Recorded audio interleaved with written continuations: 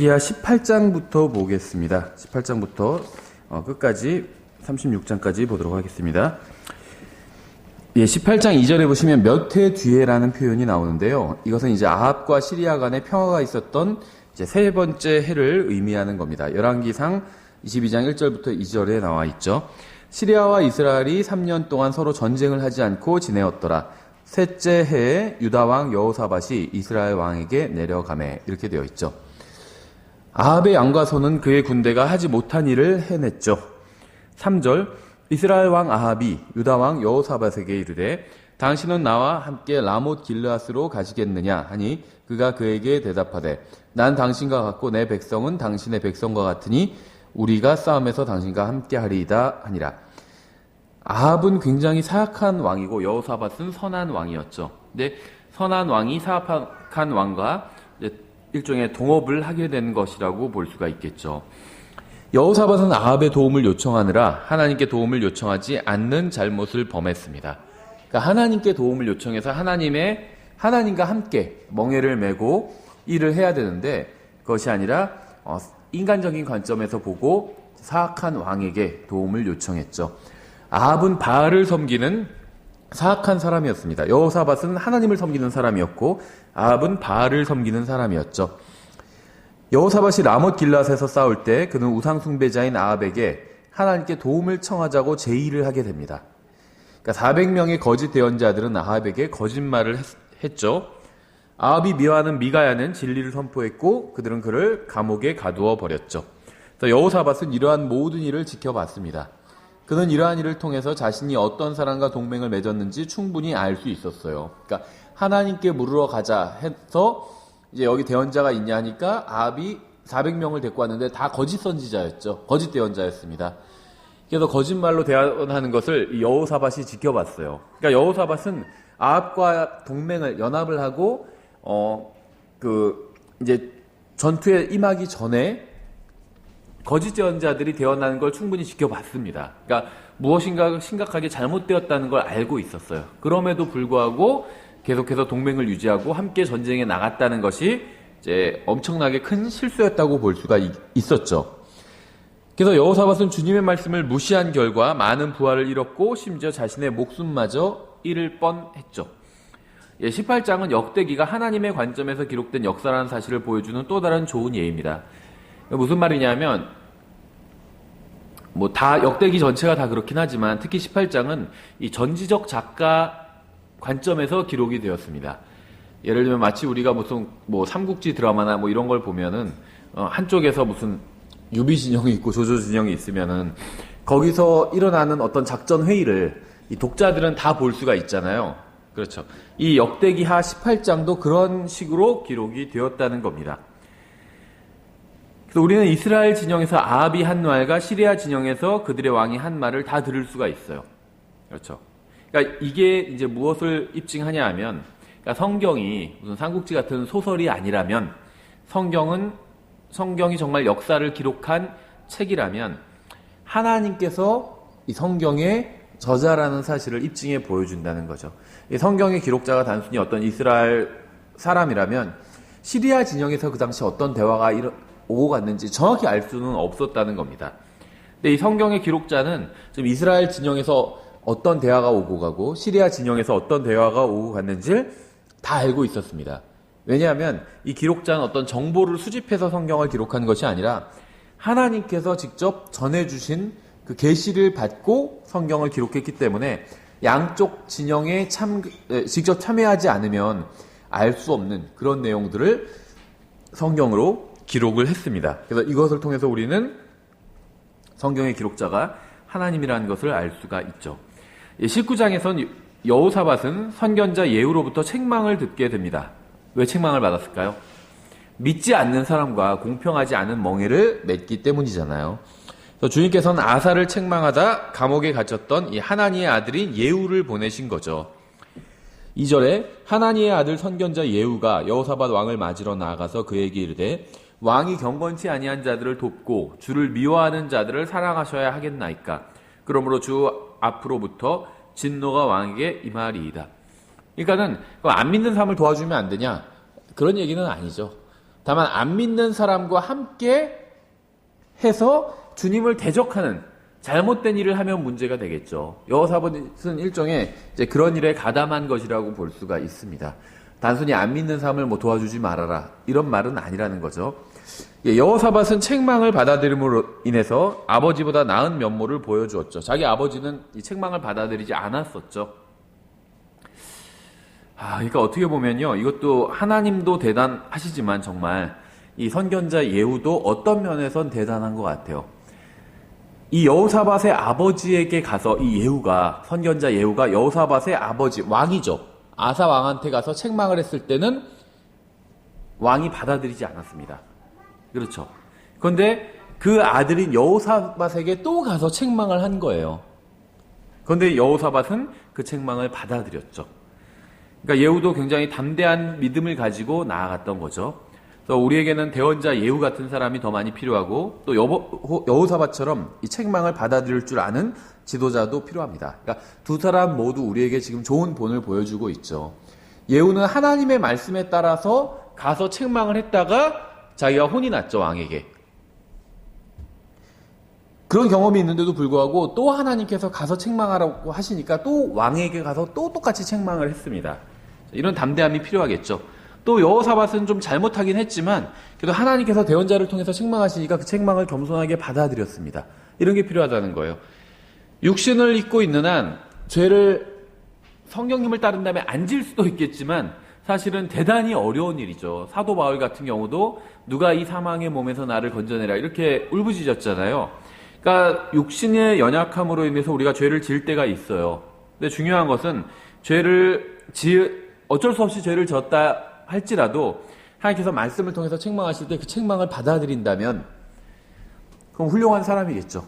대부분의 사람들은 죄를 짓고 또 책망하실 때 책망도 받아들이지 않습니다. 이게 인간의 문제죠. 그러니까 죄를 짓지 않는다면 제일 좋고 죄를 지었다면 책망을 받아들인다면 다시 회복이 될 수 있겠죠. 이 20장에서는 모압과 암몬 족속의 연합군이 세일산에 집결을 했습니다. 그래서 여호사밧은 유다 지파를 모으며 하나님께 기도했습니다. 하나님께서는 그의 기도에 응답해 주셨고 줄을 맞춰 집결하되 싸우지는 말라고 말씀하셨어요. 그러니까 모압과 암몬이 세일산에 이제 크게 무리가 모였습니다. 그러니까 하나님께서는 이 부르짖는 여호사밧의 기도에 응답하셔서 군대를 모아서 줄을 지어서 쫙 일렬로 줄을 지어서 대기하라고 하셨어요. 그런데 그것은 이 전투로 하나님께서 대신 싸우시는 것을 보라고 하신 말씀이었다는 거죠. 그들은 그렇게 서서 주님의 구원을 지켜봤습니다. 여호와 하나님께서는 원수들이 스스로 파멸하도록 하셨죠. 유다 지파가 한 일이라고는 그저 노략물을 모으는 것밖에 없었습니다. 20장의 마지막 구절은 여호사밧의 또 다른 실수를 보여주죠. 그는 이스라엘 왕인 아하시아와 경제적인 동맹을 맺었습니다. 그래서 하나님께서는 그의 배를 부수셨죠. 20장 37절에 그때 마레사 출신으로 도다바의 아들인 엘리에셀이 여호사밧을 향해 대언하여 이르되 왕이 아하시아와 연합하였으므로 주께서 왕이 이룬 일들을 부수셨나이다 하였더라. 그 배들이 부서져서 그들이 다시스로 가지 못하였더라. 하나님께서 막으신 거죠. 여호람이 이제 여호사밧을 이어서 왕자에 앉았습니다. 사탄은 창세기 3장 15절과 또 사무엘기하 7장 16절의 약속을 깨어버림으로 메시아가 오시는 계보를 망치려고 끊임없이 시도했어요.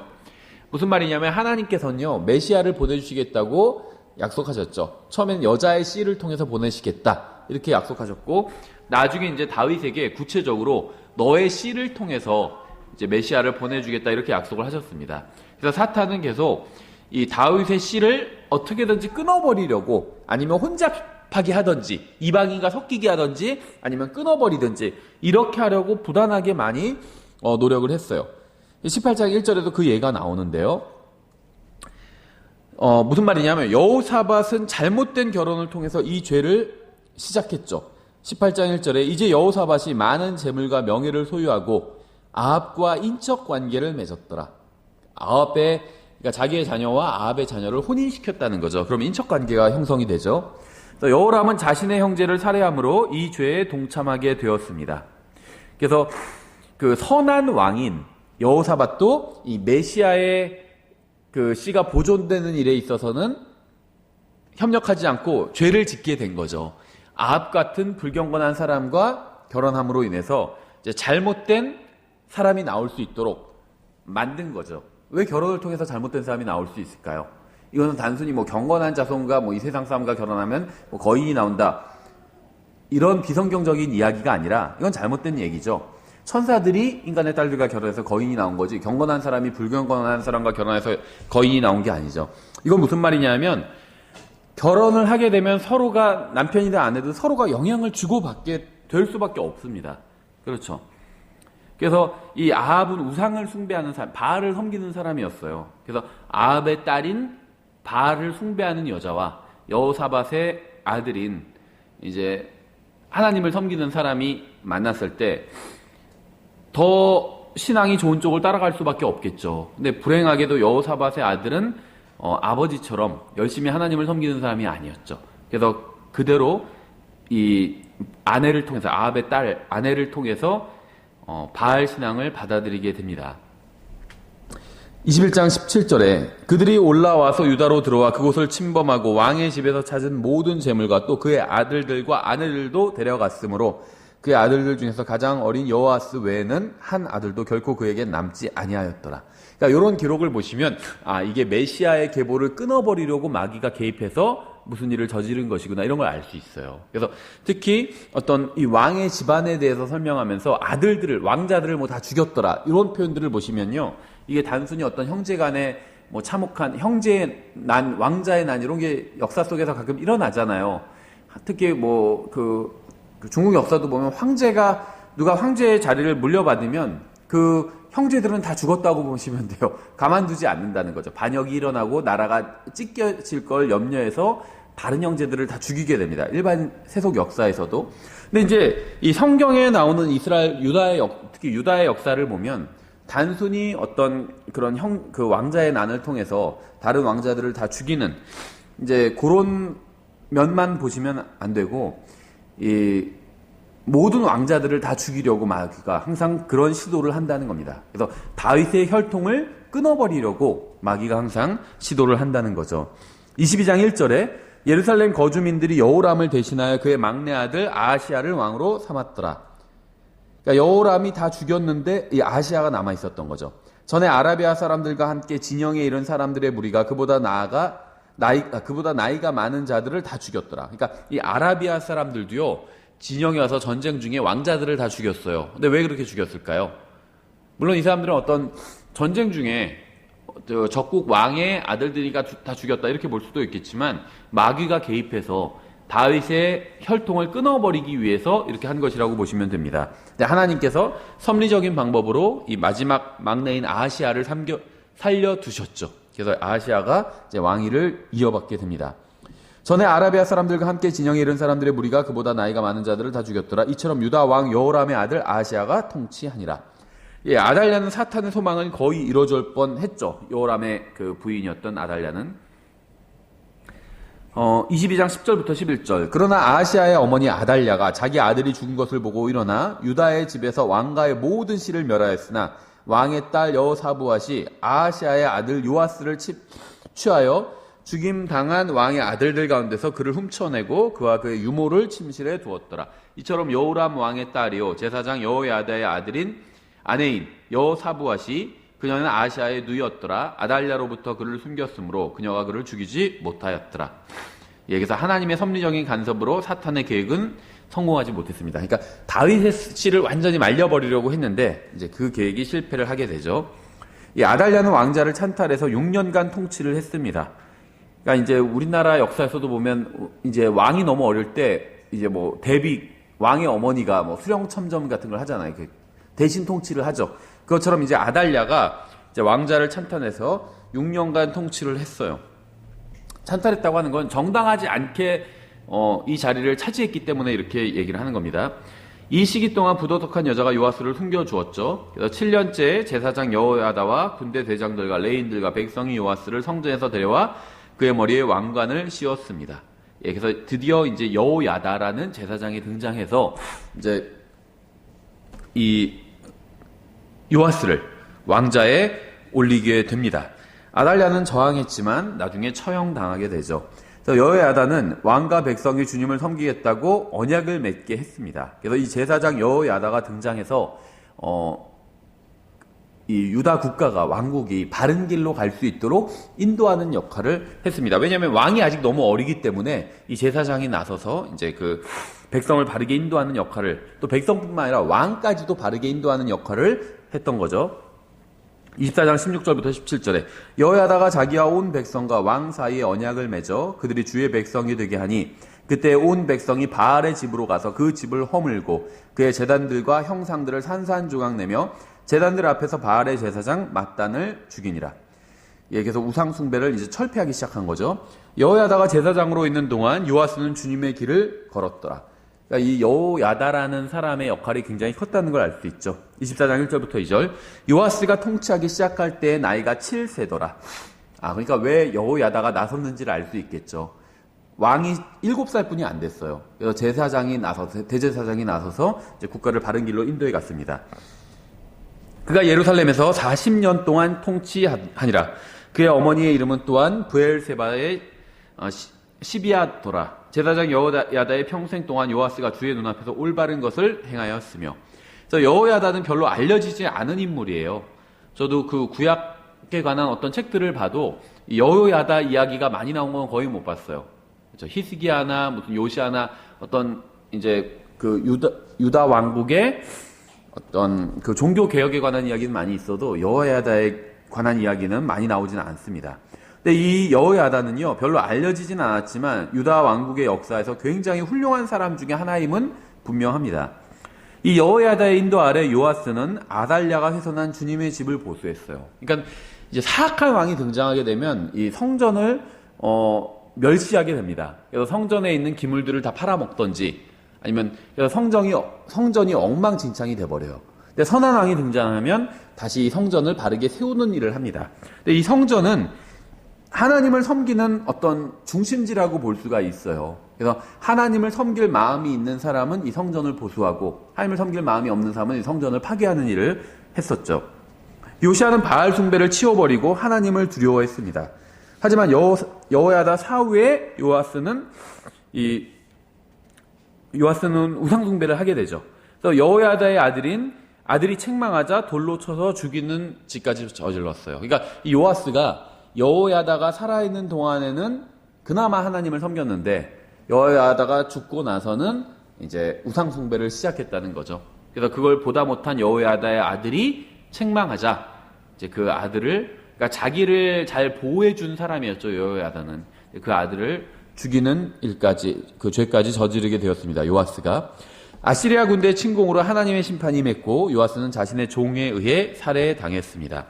이 요아스를 이어서 아마샤가 이제 왕이 되었죠. 25장에서 그는 에돔 족속에게 승리를 거두기 전까지는 선한 왕이었다가 승리를 거두면서 그들의 우상을 들여왔습니다. 그러니까 이게 그 전쟁에서 이기기 전까지는 그나마 하나님을 따르는 왕이었는데 이기고 나서 이 탈취물들을 얻어오는 과정에서 우상들을 가져오게 돼요. 그러면서 우상 숭배자가 됩니다. 이 미국 같은 경우도요, 이 세계대전에 참전하기 전에는 어떻게 보면 굉장히 보수적이고 그런 국가였어요. 그래서 이렇게 말하면 좀 이상할 수도 있지만 유럽의 젊은이들과 미국의 젊은이들이 1900년대 초에 죄를 짓는 어떻게 보면 수준이 달랐습니다. 그러니까 유럽 사람들이 훨씬 더 심하게 타락해서 죄를 지었다는 거예요. 미국 사람들보다. 근데 언제 이 유럽의 죄들이 미국으로 들어오게 되냐면 이제 1차 대전, 특히 2차 대전을 통해서 들어오게 돼요. 미국의 많은 젊은이들이, 군인들이 유럽에 가게 되잖아요. 그렇죠. 그래서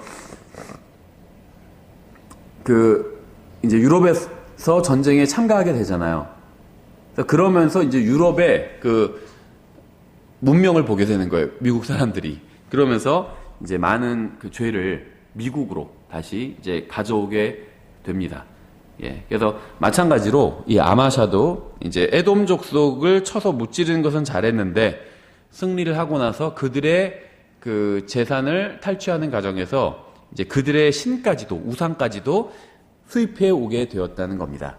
그는 에돔의 승리를 거뒀다는 자만으로 이스라엘도 취하고자 했습니다. 그러니까 이제 유다 왕이었는데 에돔이랑 전쟁에서 이겼잖아요. 그러니까 자신감이 붙은 거예요. 그래서 원래 이스라엘과 유다는 한 왕국이었으니까 이스라엘도 내가 쳐서 승리를 해야겠다. 그래서 왕국을 통일시켜야겠다. 이런 생각을 했었는데 하나님께서 막으셨죠.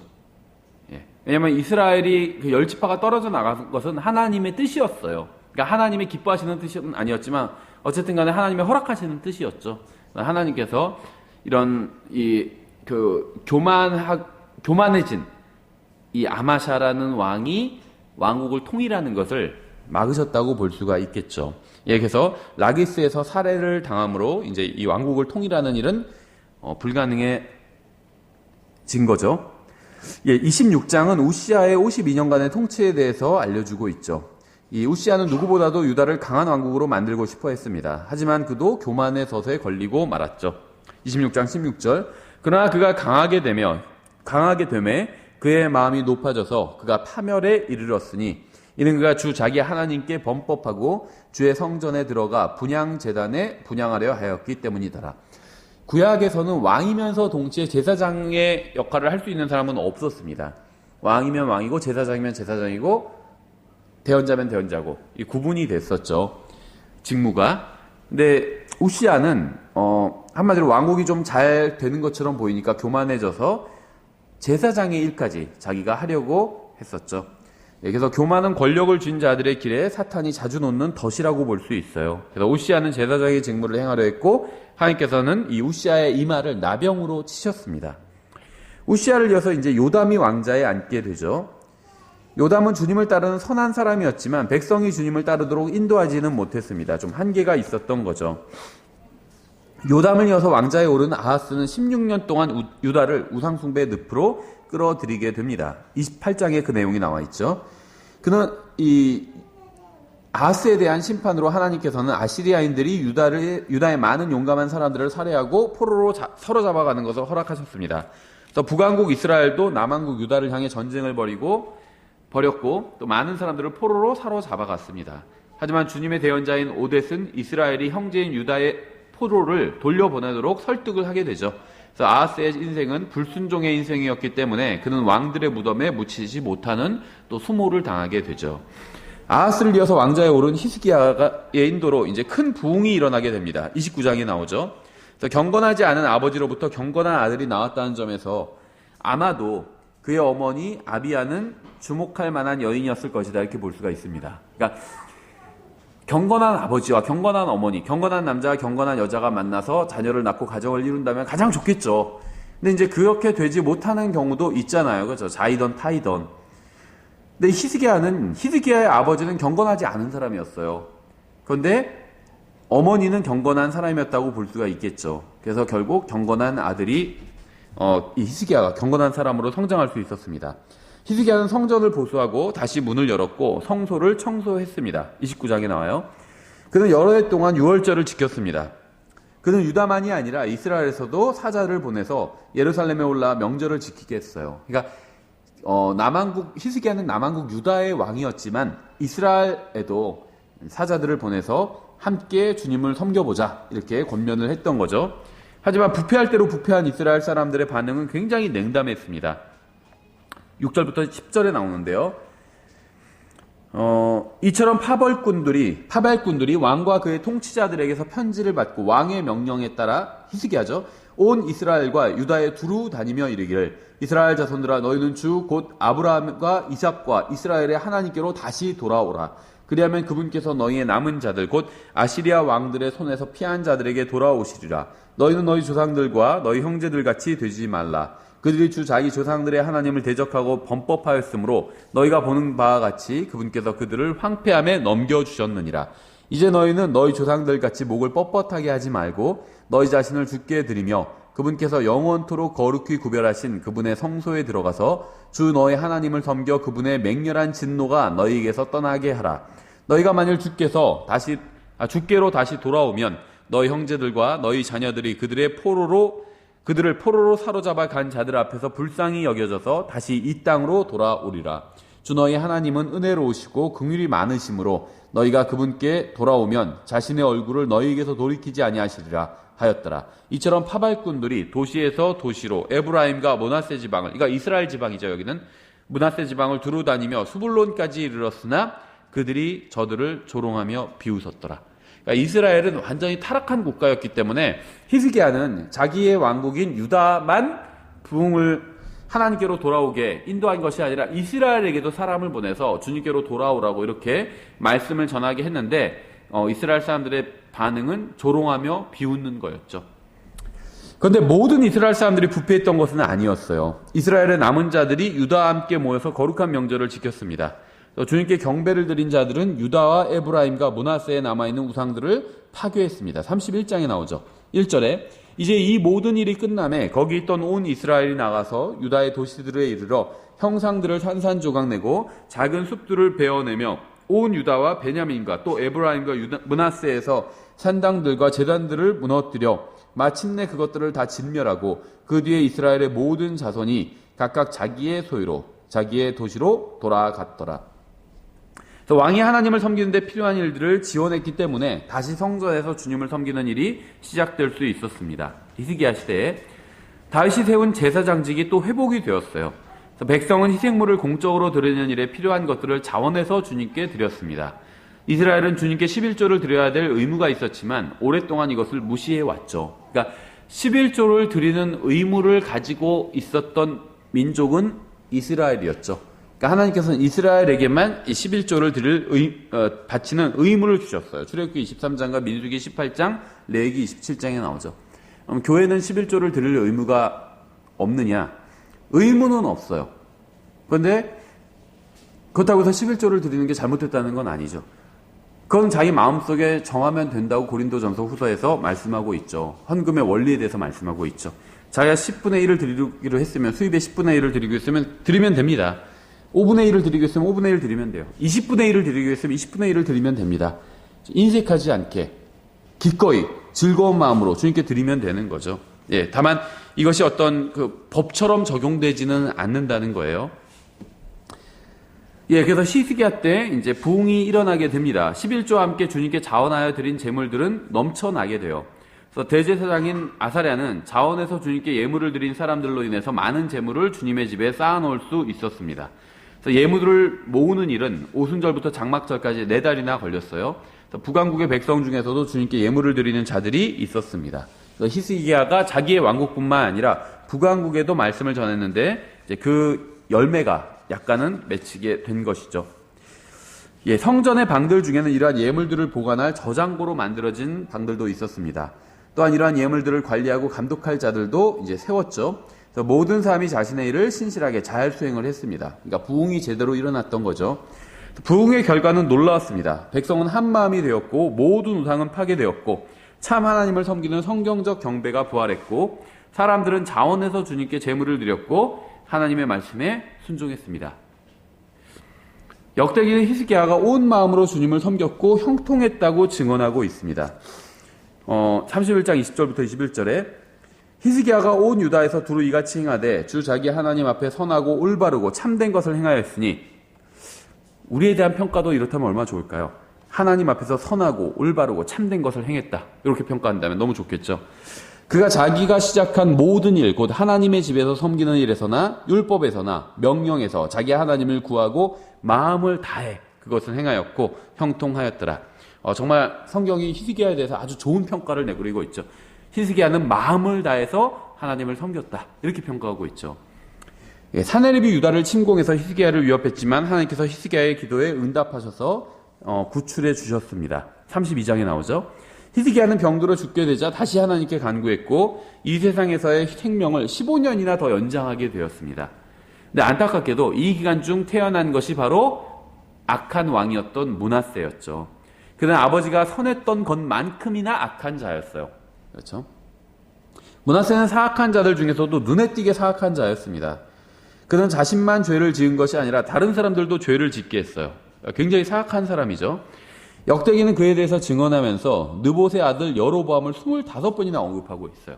그러니까 이 여로보암이 일종의 죄의 기준인데 이 므낫세에 대해서 이야기할 땐 여로보암을 25번이나 언급하고 있다는 거죠. 아무도 그처럼 사악한 자는 없었습니다. 거의 그러니까 유다 이스라엘의 그 역사에서 가장 사악한 사람의 왕으로 꼽을 수 있는 사람이죠. 아합 정도가 경쟁자가 되겠죠. 그래서 하나님께서 그에게 명령하신 것들을 모두 지켜 행하고 주님의 길로 걷고 주님의 눈앞에서 옳은 일을 행하고 주님의 규례를 지키면 하나님께서 그와 함께 해주시고 다윗에게 주셨던 것과 같은 복을 주시겠다는 말씀을 들었어요. 그러니까 이 므낫세도 신실한 사람이 될 수 있었습니다. 축복을 받을 수 있었어요. 네가 이렇게 하면 축복해 주겠다 이렇게 말씀하셨는데 하나님의 말씀을 여로보암처럼 하나님의 말씀을 무시하고 결국 하나님의 축복도 놓치게 되었죠.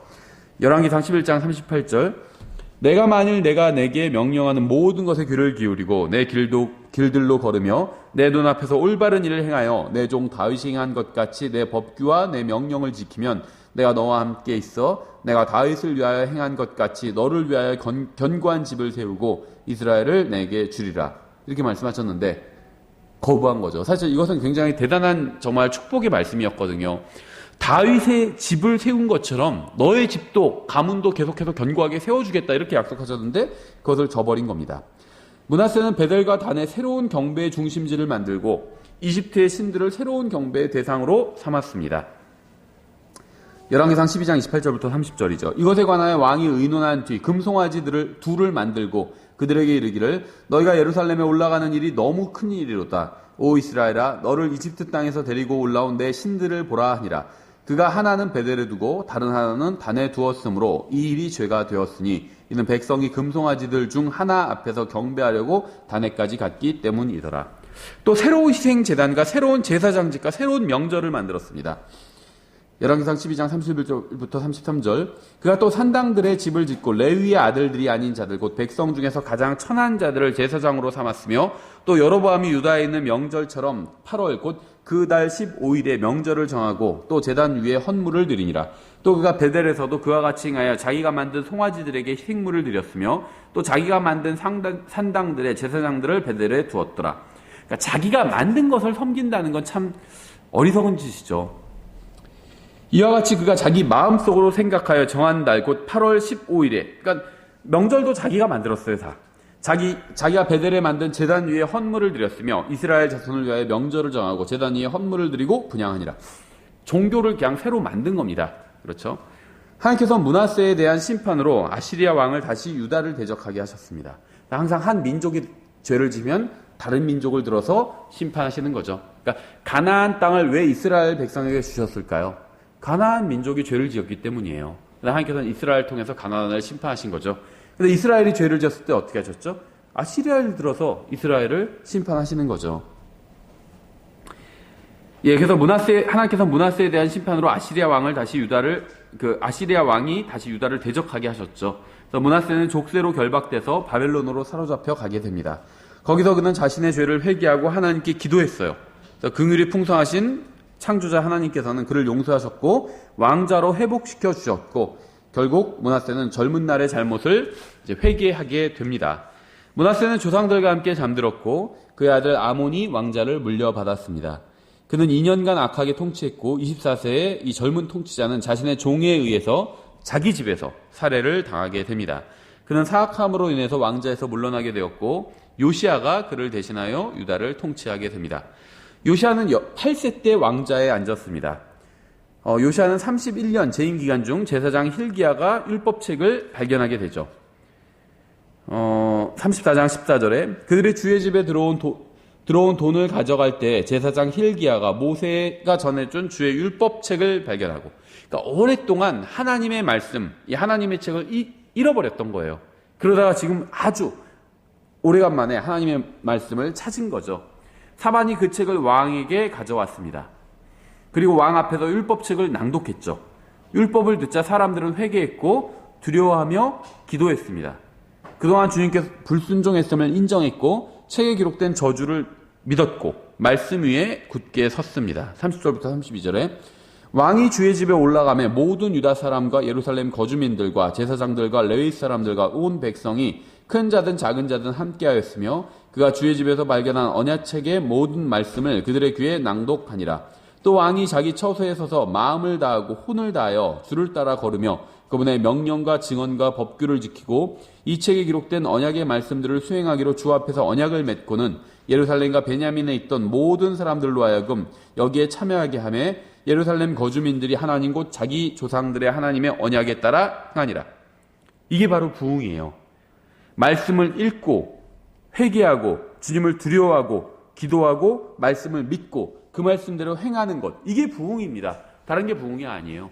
교회에 막 사람들이 잔뜩 와가지고 무슨 교회 헌금이 늘어나고 교회 건물을 지어 올리고, 그것도 나쁜 게 아니죠. 좋은 거예요. 근데 그건 부흥은 아니라는 거예요. 성경에서 말씀하시는 부흥은 그게 아니라는 겁니다. 나쁜 일은 아니에요. 교회 건물 짓는 게 나쁜 일 아니죠. 교회 사람 많이 오는 게 나쁜 일 아닙니다. 교회 뭐 헌금 많이 늘어나는 게 나쁜 일은 아니에요. 다 좋은 일입니다. 그게 부흥은 아니라는 거예요. 성경에서 말씀하시는 부흥은 말씀을 읽고, 말씀을 읽지 않고 부흥이 올 수 있는 방법은 없다는 겁니다. 말씀을 읽고 회개를 하고 주님을 두려워하고 주님께 기도하고 말씀을 믿고 그 말씀대로 행하고 말씀대로 사는 것, 이게 성경에서 말씀하시는 부흥이라는 거예요. 그래서 이 방법 외에는 부흥이 일어날 수 있는 다른 방법이 전혀 없습니다. 유다에서 요시아의 인도 아래 유월절이 지켜집니다. 35장에 나오죠. 후에 그는 이집트 왕을 대적해서 전투에 나갔다가 상처를 입고 예루살렘으로 돌아와서 죽게 됩니다. 그는 예레미야의 애곡과 함께 묻혔고 그가 땅에 묻힘과 동시에 남한국 유다의 영적 생명도 이제 끝나게 되죠. 그 이후에 유다에는 다시는 선한 왕이 등장하지 않게 됩니다. 그래서 이 요시야 때 굉장히 유다 왕국에 큰 부흥이 일어났는데 이 요시야 사후에는 이제 선한 왕이 더 이상 나오지 않게 된 거죠. 여호아스가 왕위에 올라서 이집트 왕이 그를 치워버리기 전까지 3개월간 통치했습니다. 정말 짧게 통치했죠. 이전에 엘리야김이라고 알려진 이 여호야김이 꼭두각시 왕이 되었어요. 그래서 11년 동안 이집트 왕의 손에서 놀아났습니다. 그러니까 진짜 자기 권력을 가진 왕은 아니었죠. 그냥 이집트 왕이 세운 꼭두각시였을 뿐이죠. 그리고 이제 느부갓네살이 등장하게 되죠. 그래서 유다와 예루살렘을 정복해서 히브리 왕국은 종말을 맞게 되었고 바벨론 포로기가 시작되었습니다. 그래서 여기서 이제 남한국 유다도 멸망하게 되죠. 바벨론의 포로로 끌려간 동안 유대인들은 우상숭배의 죄를 참회할 수 있는 기회를 얻게 되죠. 70년 후에 바벨론이 페르시아에 의해 멸망하자 고레스는 유대인들이 고향으로 돌아가도 된다고 허락해 주었습니다. 유대인들은 4번의 추방을 당하게 되죠. 첫 번째는 이제 므낫세의 통치 기간 중에 추방당하게 됩니다. 이건 연도가 나오지 않아요. 33장 11절. 그러므로 주께서 아시리아 왕의 군대 대장들을 그들에게 보내심에 그들이 므낫세를 붙잡아 가시들 가운데 넣고 족쇄로 결박하여 바벨론으로 끌려가니. 처음으로 끌려간 거죠, 여기서. 두 번째는 이제 여호야김 통치 기간 중이죠. 대략 BC 496년경이고 다니엘이 이때 속해요. 36장 6절에 바벨론 왕 느부갓네살이 그를 치려고 올라와서 족쇄로 그를 결박하여 바벨론으로 잡아가고, 세 번째는 여호야긴 통치 기간 중에 대략 BC 489년경이죠. 36장 10절에 그 해가 다 지나갔을 때 느부갓네살 왕이 사람을 보내어 주의 집에 좋은 기구들과 함께 그를 바벨론으로 잡아가고 그의 형제 시드기야를 유다와 예루살렘을 다스릴 왕으로 삼았더라. 또 열왕기하 24장 14절에 그가 또 온 예루살렘과 모든 통치자와 모든 강한 용사 곧 10,000명의 포로와 모든 기술자와 대장장이를 사로잡아가며 그 땅의 백성 중에서 가장 가난한 자들 외에는 하나도 남지 아니하였더라. 네 번째는 시드기야의 통치 기간 중이죠. BC 477년경이에요. 느헤미야가 이때에 속하게 됩니다. 36장 20절. 또 칼에서 피한 자들을 그가 바벨론으로 사로잡아가매 그들이 거기서 페르시아 왕국이 통치할 때까지 그와 그의 아들들의 종이 되었더라. 마리지막으로 사로잡혀 간 기간이 70년이었죠. 역대기하 36장 21절.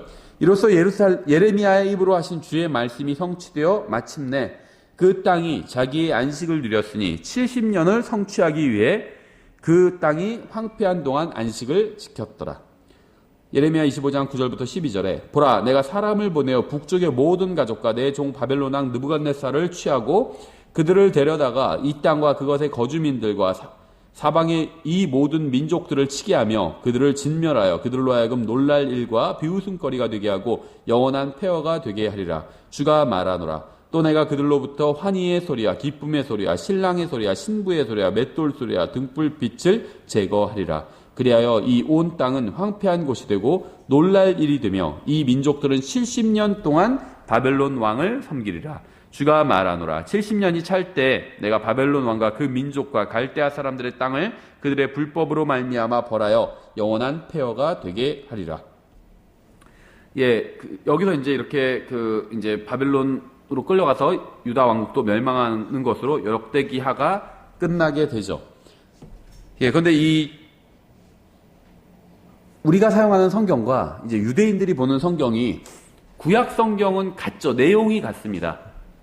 그러니까 우리가 보는 성경은 신약 성경이 더해진 거죠. 정통 유대인들도요, 영어로 이제 히브리어 성경을 보는데 마소라 원문에서 원문인 히브리어 성경을 보죠. 그런데 영어 성경을 볼 때는 이 킹제임스 성경을 봅니다. 킹제임스 성경의 영어 부분을 봐요. 그만큼 킹제임스 성경이 이제 정통 히브리 성경에서 제대로 번역이 됐다는 걸 알 수가 있죠. 그런데 다만 순서가 다릅니다. 내용은 똑같아요. 구약이 39권으로 이루어져 있잖아요. 유대인들이 사용하는 성경도 우리가 사용하는 이 39권의 구약 성경이 다 들어가 있습니다. 다만 지금 우리가처럼 역대기 상하 이런 식으로 나누지는 않고 있죠, 책을. 그리고 책의 순서가 좀 달라요. 우리가 보는 성경은 말라기가 구약의 맨 마지막인데 유대인들이 보는 성경은 순서가 약간 달라서 역대기하가 맨 마지막입니다. 그래서 우리가 역대기하를 지금 방금 끝냈잖아요. 그럼 이제 유대인들의 성경에서는 구약 성경이 거기서 끝나게 돼요. 소선지서가 더 앞으로 들어가 있게 됩니다. 그렇죠? 예, 근데 유대인들의 성경이 끝나는 부분, 즉 역대기하에 끝나는 부분을 우리가 주목해 볼 필요가 있어요. 유대인들은 자신들의 성경에서 읽게 되는 마지막 말씀은, 그러니까 유대인들이 자기들의 성경에서 읽게 되는 마지막 말씀은 예루살렘으로 돌아와 재건하라는 명령이었습니다. 23절이죠. 마지막 절. 페르시아 왕 고레스가 이같이 말하노라. 주 하늘의 하나님께서 땅의 모든 왕국을 내게 주시고 또 내게 명하사 유다에 있는 예루살렘에 자신을 위해 집을 건축하게 하셨나니 그분의 모든 백성 중에서 너희 가운데 거하는 자가 누구냐? 주 그의 하나님께서 그와 함께 계시기를 원하노니 그는 올라갈지니라 하였더라. 하나님을 제대로 섬기는 사람은 예루살렘으로 돌아가라는 명령으로 끝나게 되죠. 그러면 하나님을 믿는, 나중에 이제 대환란 때 하나님을 믿는 유대인들은 어떻게 될까요? 예루살렘으로 돌아오게 됩니다. 그렇죠. 그러니까 그걸 이제 성경에서는 이스라엘의 회복이라고 부르고 있죠. 1948년에 팔레스타인에서 이스라엘이 건국된 것은 이스라엘의 회복이 아니에요. 그건 그냥 이스라엘은 현대 국가가 세워진 것뿐이지 성경에서 말씀하시는 이스라엘 회복이 아니라는 겁니다. 성경에서 말씀하시는 이스라엘의 회복은 유대인들의 마음이 먼저 주님께로 돌아오는 거예요. 그리고 유대인들이 이제 예루살렘으로 돌아오게 되는 겁니다.